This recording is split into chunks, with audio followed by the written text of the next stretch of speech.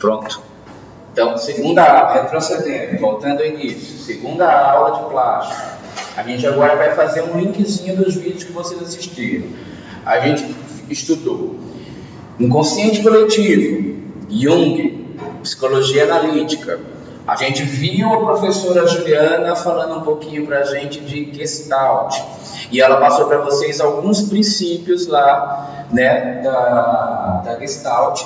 Gente, os livros mostram, não, na verdade, a maioria dos livros que tentam explicar esses princípios ou leis, como eles aparecem nos livros originais, eles são releituras dos autores principais, que são o Wertheimer,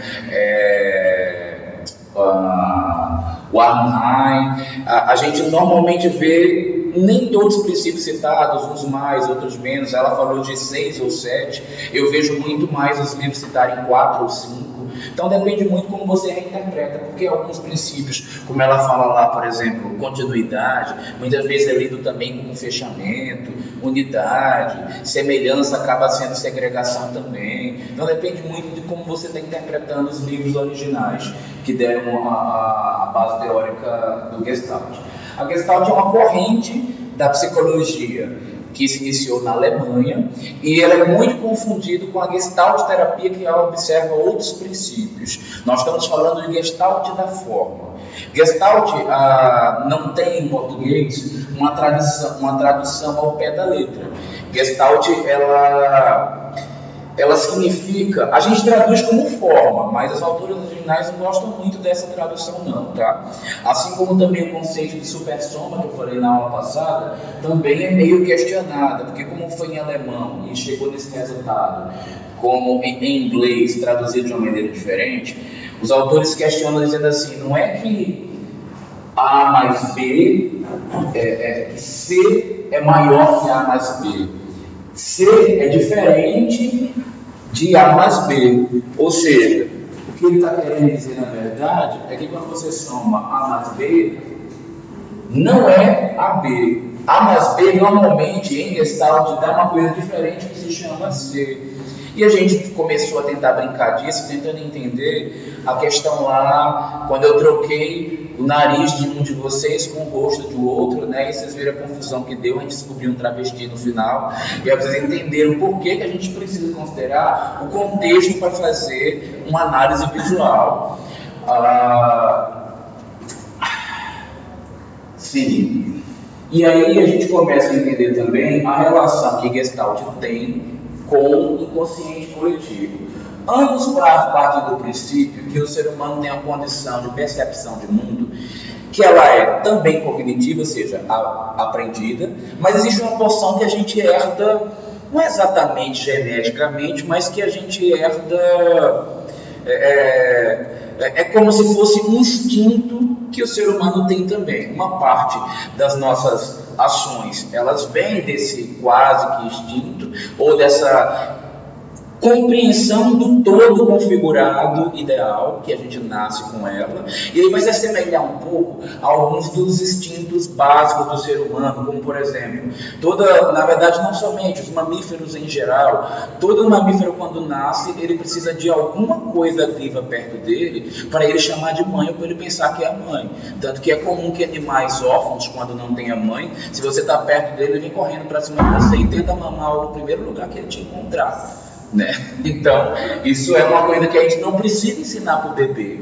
Qualquer coisa que você coloca na boca do bebê, ele mama. E isso é uma coisa que ninguém ensina para ele. Da mesma maneira, os gestaltistas, eles acreditam que existem percepções que a gente tem que faz parte da nossa preconcepção, da nossa concepção inata, como Jung, que é o pai da psicologia analítica, acredita também.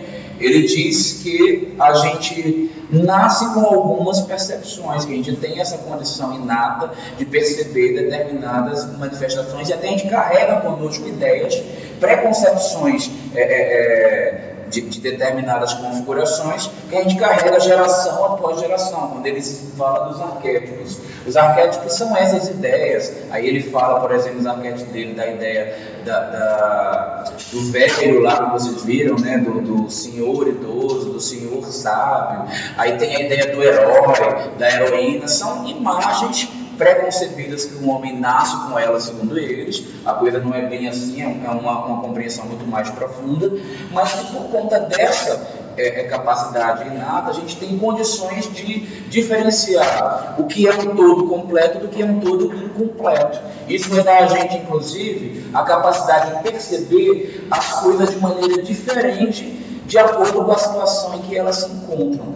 E aí a gente vai começar a perceber também que a partir desses conceitos que a gente acabou de ver, que a gente vai descobrir que determinados objetos eles podem ser entendidos de maneira diferente também. A gente viu, por exemplo, na questão da proximidade, que quando a gente vê elementos que eles estão mais próximos um do outro, mais aproximados, eles vão ser entendidos como um grupo. Então a gente viu, por exemplo, lá no vídeo da professora, vou botar ele aqui para a gente poder ver as imagens dela, porque as minhas não estão tão boas quanto as dela.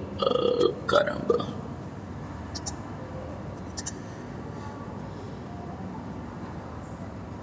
Consciente, psicologia.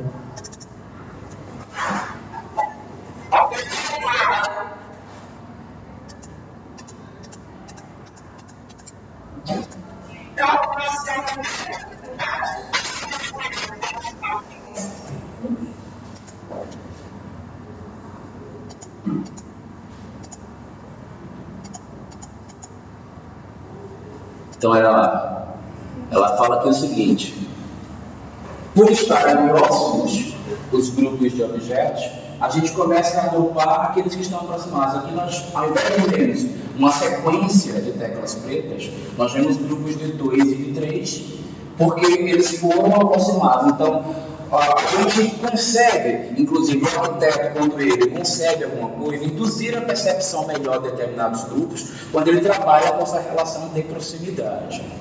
Aí, a gente vai ver, por exemplo, a questão da semelhança. A gente também induz a pessoa a perceber objetos diferentemente quando a gente vê objetos que se assemelham próximos um pouco, numa sequência. Onde ela cita aqui, por exemplo, que ao invés de a gente ler várias linhas de quadrados com círculos, que é a leitura natural, nossa cérebro foi induzido a ler várias colunas de quadrados e outras colunas de círculos por conta da semelhança que existia entre esses elementos. A gente também tem tendência natural a entender diferentes objetos quando a gente encontra um fundo que faça com que uma figura seja enfatizada. Então, normalmente, quando a gente encontra uma composição, eu vou dar vários exemplos mais à frente, não queria me adiantar, mas eu vou bater lá nos exemplos, porque nem eu, nem no vídeo dela, ela colocou esse fundo figura aí como uma das leis, e ela aparece sim. Então a gente aparece, por exemplo, a gente tem tendência a entender melhor quem é um objeto que, por exemplo, a gente não percebe muito bem que tem uma cama aí no meio da composição, porque ela está com cores que não contrastam muito com o fundo no qual ela se encontra. Então, às vezes, a gente mistura e percebe como um único elemento. Quando a gente quer destacar um elemento ou quer fazer com que ele perceba, a gente costuma colocar informações bastante contrastantes, como faziam, por exemplo, os artistas do Renascimento. Quando eles queriam enfatizar e dizer que alguém na cena era principal, o fundo todinho ficava escuro e todo o personagem ficava claro. E isso aí sim a gente faz uma segregação. A gente isola quem é cenário de quem é personagem e quem é principal de quem é secundário. Inclusive, quando a gente faz isso em mais de um plano. Aqui, por exemplo, o artista do Renascimento coloca um fundo em cor, na verdade, coloca uma figura na frente em cor, que é o personagem do sonho aí, que é do Ocean.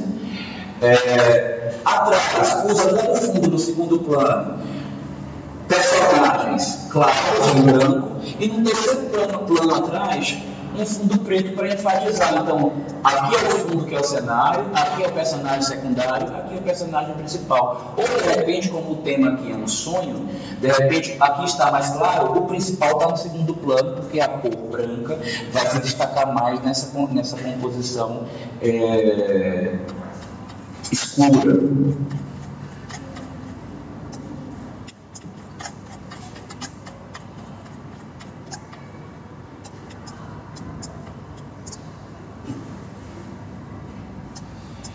E aí ele fala também da pregnância, a gente viu o exemplozinho lá no vídeo,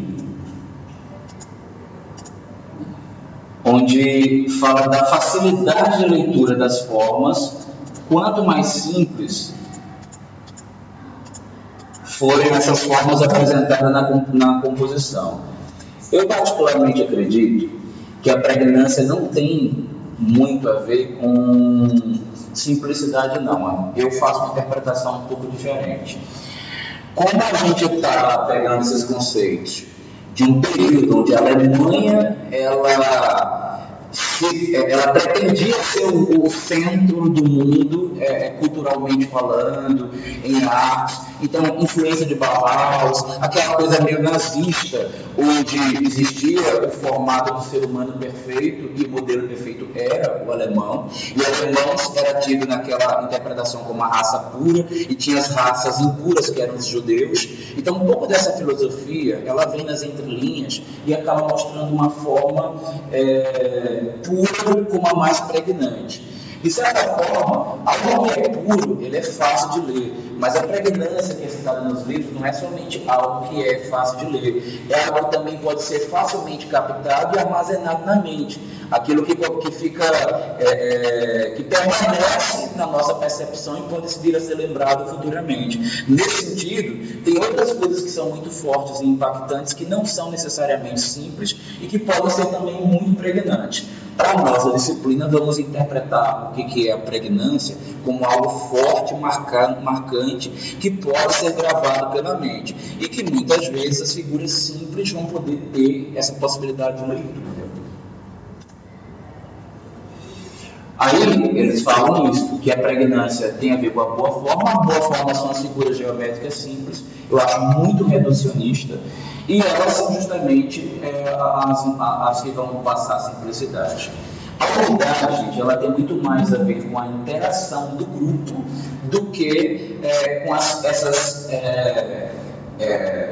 verdade, com a leitura de todo do grupo, que é aquela ideia de supersoma que a gente estudou anteriormente, do que com a preocupação das leituras individualizadas. Então, quando você começa a identificar elementos que fazem com que as partes dialogam entre si dentro de um todo, e você reconhece essa recorrência de elementos, você começa a ver a unidade. A unidade nada mais é do que uma linguagem que faz parte do conjunto e dá a característica principal à obra e faz com que você entenda que aquilo dali está equilibrado.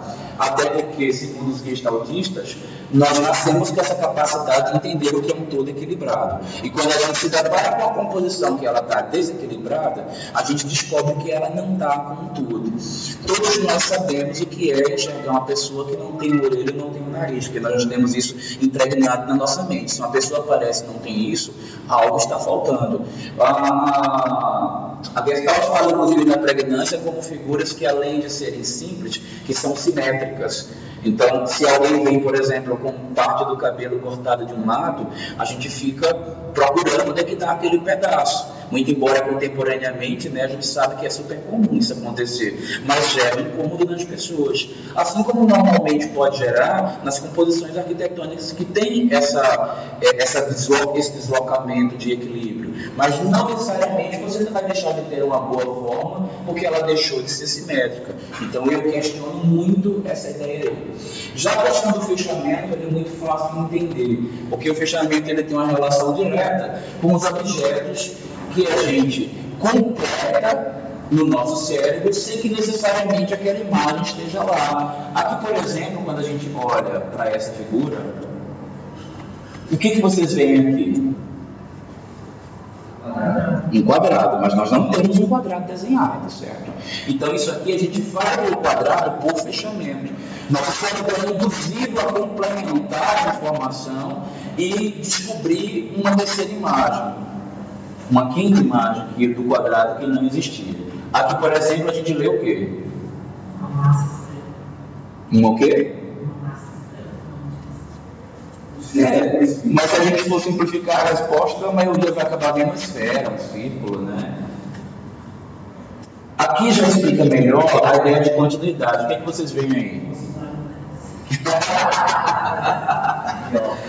A imaginação de João Pedro assim, é estupidamente fértil, né? Eu sou uma serpente, né? E eu acho que ela esteja dentro da água. E o nosso cérebro tem tendência natural a fazer isso, né? A imaginar ela continuando. Porque a gente já tem uma ideia pré-concebida do que é um todo, e essas partes que falam para chegar no todo, nosso cérebro complementa.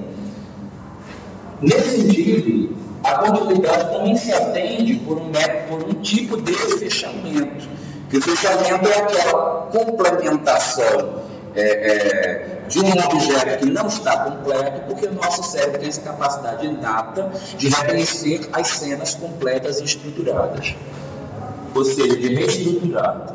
Uma outra coisa que acontece também é que quando nós lemos figuras muito complexas, nosso cérebro tende a simplificar. E nesse momento que ele simplifica, pode acontecer, dentre os exemplos, por exemplo, que a professora citou, uma segregação, até para poder ler quando a cena é muito complexa. Aqui essa cena é tão complexa que ela tem um desenho de dois personagens dentro de um mesmo. Só que a gente, simplificando, a gente precisa simplificar um ou outro para ler por partes, porque os dois ao mesmo tempo, normalmente nós não conseguimos ler. Eu não sei o que vocês estão vendo primeiro, mas aqui nessa mesma imagem tem uma velha e tem uma moça. Todo mundo enxerga as duas? Quem só enxerga a moça? Quem só enxerga a velha? Todo mundo viu tudo, caramba. Você não viu não, Roberto? Você não viu? Aqui está o chapéuzinho, que é o mesmo da moça. Aqui está os olhos da velha, o narigão com verruga, aqui está a boca da velha e o queixo da velha. Conseguiu enxergar a velha? Agora a moça, ela não está olhando para frente, ela está olhando para trás. E aí, nos olhos dela, a gente não vê, mas a gente vê a silhueta do nariz, o queixo, aqui é a orelha da moça, aqui é o pescoço da moça, a gargantilha e o cabelo dela passando por aqui. Deu para ver as duas, né? Então, nesse período, a gente começou a se fazer muitas imagens para provar que o nosso cérebro ele pode ser condicionado de acordo com a maneira em que se organiza o objeto. E aí você para pensar, que proveito tiro eu disso que sou arquiteto? Gente, nós somos os profissionais da imagem, do volume tridimensional, e nós somos os profissionais que posicionamos a forma nos locais e podemos induzir as pessoas a pensar ou imaginar coisas quando a gente faz bom uso e se apropria dessa capacidade que o ser humano tem de procurar por cenas estruturadas e que nós temos de modelar a forma. Eu sei que os conceitos que eu estou passando agora eles estão complicados, eles são um pouco profundos e que a aplicação direta disso no projeto não é de imediato, a gente vai devagar, tá? Porque a gente ainda está muito na teoria, vamos chegar lá num resultado mais prático. Por que a gente está passando por isso tudo? A gente falou dessa imagem aqui, aula passada? Gente, parece que nós temos linhas inclinadas, né? Mas nós não temos linhas inclinadas aqui, são todas elas retinhas e paralelas. O que aconteceu é que o desordenamento dos quadrados fez com que o desalinhamento fez com que a gente imaginasse que as linhas são inclinadas. Então, o que eu estou querendo chegar com isso?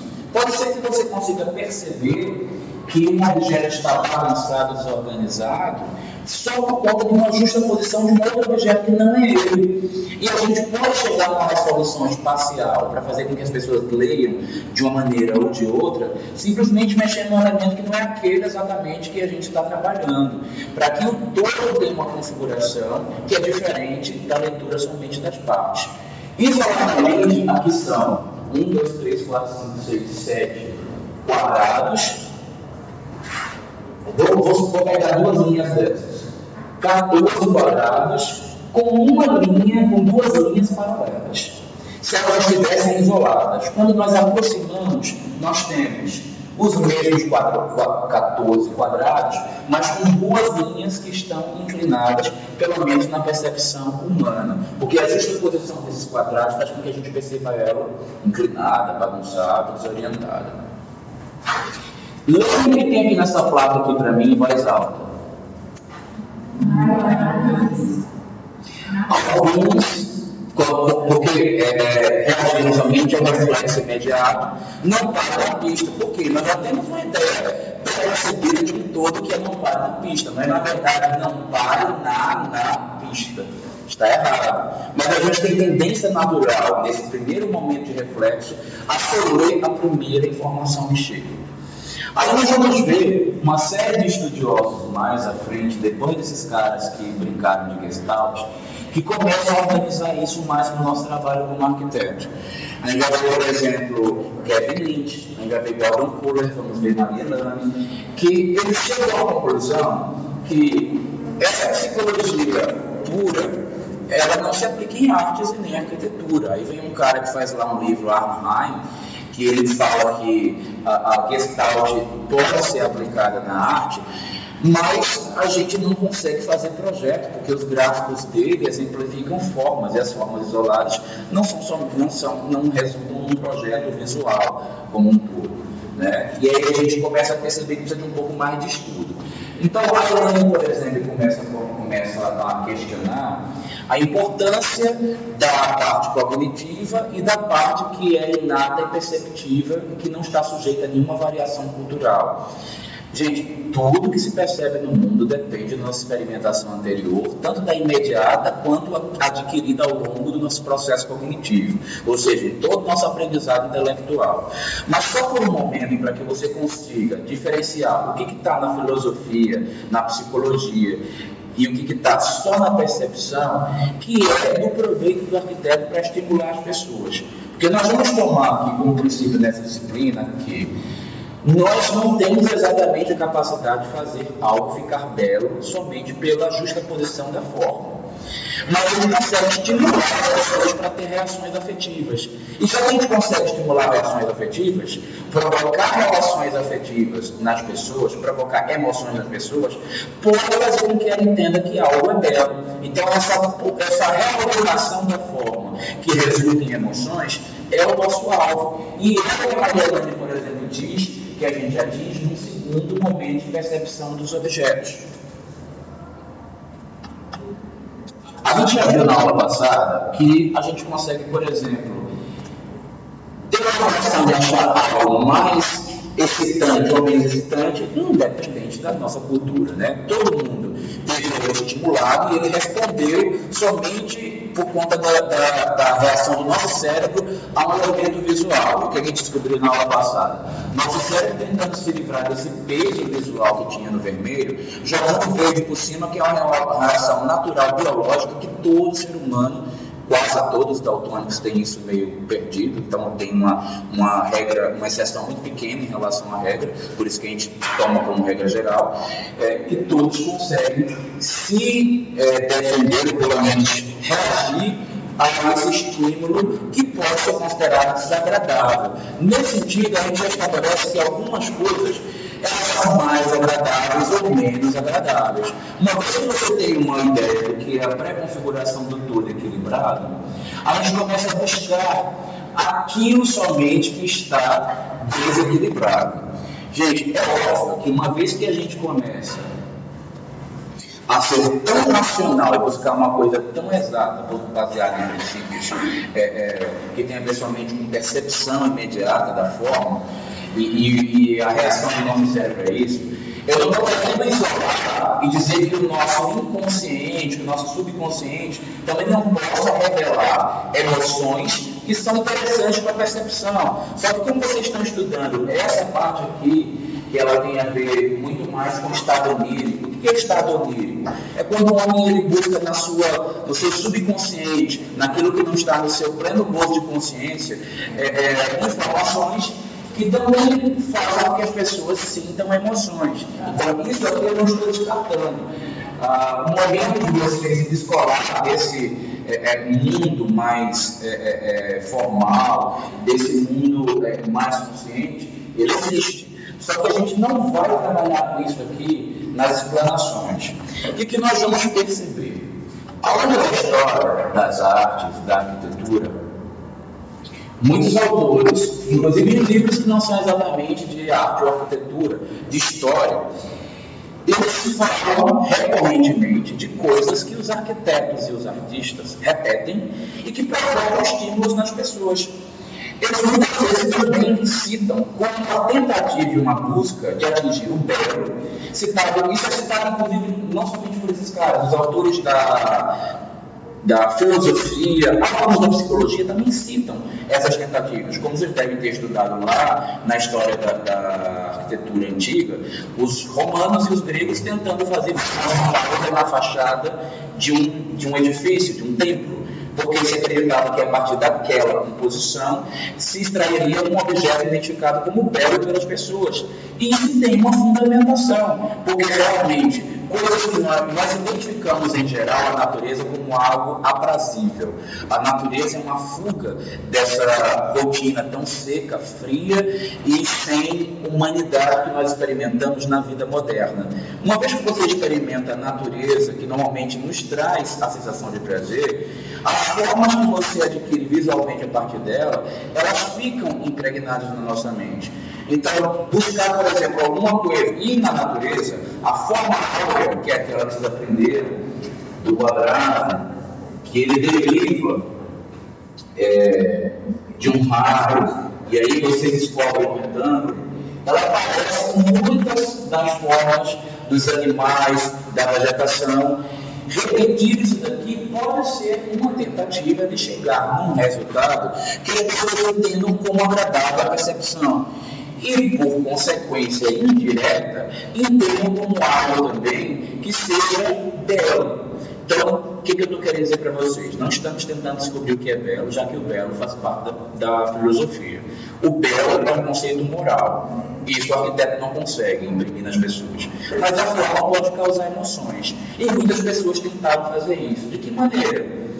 Fazendo segregação, como a gente viu agora, fazendo unidade, fazendo semelhança. Só que aqueles conceitos de Gestalt, eles são muito puros e eles não estão organizados da maneira que nós mexemos com os elementos construtivos na arquitetura. O que eu fiz? Uma seleta de vários conceitos que variam daqueles básicos lá e que os autores começam a detalhar como elementos de organização visual do espaço. Então a gente começa a ver contemporaneamente livros que falam de diagramação visual, que falam de Gestalt, dessa vez do objeto, não mais como psicologia. Tem um livro que está na bibliografia da disciplina, que fala, acho que é de João Filho. Ele se chama justamente Gestalt do objeto. E ele está focado nas peças de design, nas formas que são interessantes para a nossa composição visual, e é um pouco mais aplicado. Só que o problema é que ele também trabalha de forma muito genérica, muito geral.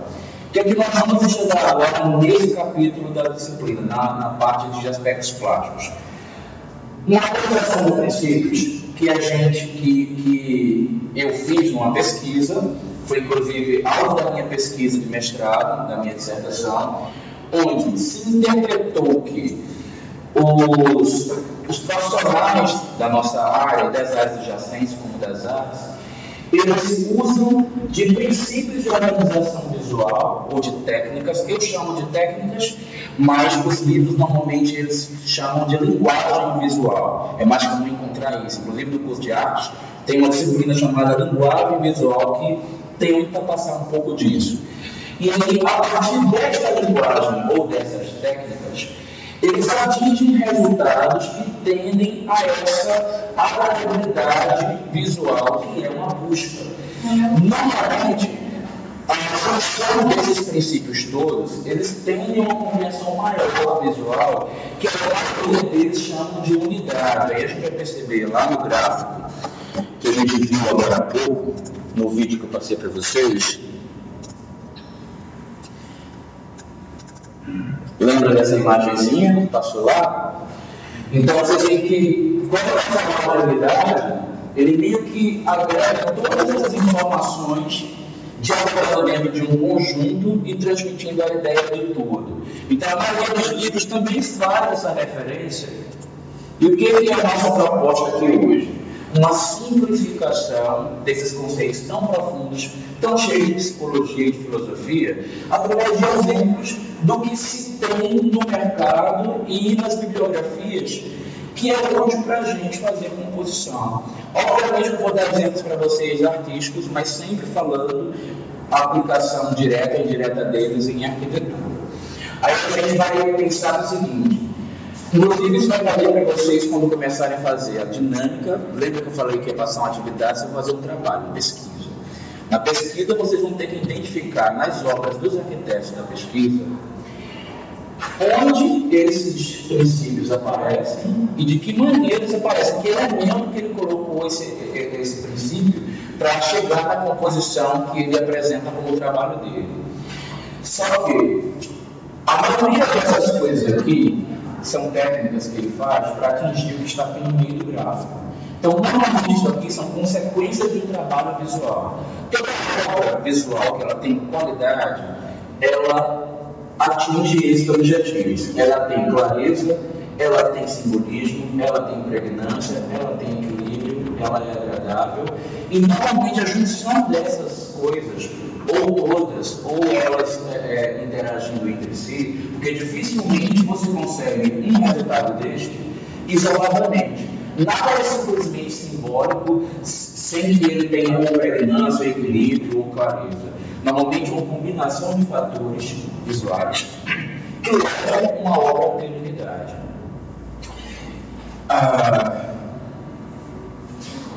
Então, o que eu estou querendo dizer? Que normalmente a unidade é a junção de vários destes elementos por consequência do uso de uma ou várias dessas técnicas. Duas obras, elas costumam ter o uso de várias dessas técnicas. E elas são dotadas de vários desses conceitos aqui, uma vez que essas técnicas foram utilizadas. Normalmente, com a intenção de atingir o quê? Uma harmonia do todo, uma unidade no conjunto. Vocês entenderam até aí, gente, o que eu estou querendo chegar com esse gráfico aqui? O que agora a gente vai começar a estudar é o detalhamento de cada um desses princípios. O que eles são, de que maneira a gente encontra numa obra, como é que a gente aplica isso num projeto e faz com que o projeto tenha isso aqui na sua composição. Por que a gente está vendo isso aqui e por que eu vou passar isso aqui para vocês? Até então, o que eu tenho percebido no diálogo de vocês é que o que vocês compõem em projeto, ou é intuição, ou é uma coisa muito mais de observação histórica e sendo reproduzido. A gente vai começar a lidar com técnicas para que quando vocês apresentem por que você colocou esse prédio mais alto e o outro mais baixo, por que você colocou vermelho ao invés de preto, por que você colocou para frente e para trás. Existe uma resposta objetiva para o que está certo e o que está errado. E me parece que nesse momento não é de maneira clara na cabeça de vocês. Nas apresentações dos trabalhos, eu espero que essas respostas sejam objetivas. Por que motivo aqui de contraste eu preferi o vermelho? Aí a gente vai estudar que técnicas são essas, por que trabalhar e de que maneira trabalhar com contraste. Pela questão do equilíbrio, utilizando-se de peso, eu coloquei mais objetos de um lado do que do outro, botei um maior ou um menor, fiz esse deslocamento. Gente, dominar isso aqui é a diferença entre um arquiteto que sabe o que faz visualmente e um arquiteto que não sabe, está vivendo por intuição. Então é por isso que a gente vai começar a estudar cada um desses princípios. Você tem alguma dúvida? Porque eu só falo. Sério mesmo? Então vamos fazer o seguinte, vamos dar uma interrompida nesse ponto aqui, porque na próxima a gente começa a estudar cada um desses conceitos isoladamente até chegar no final da aplicação deles, tá?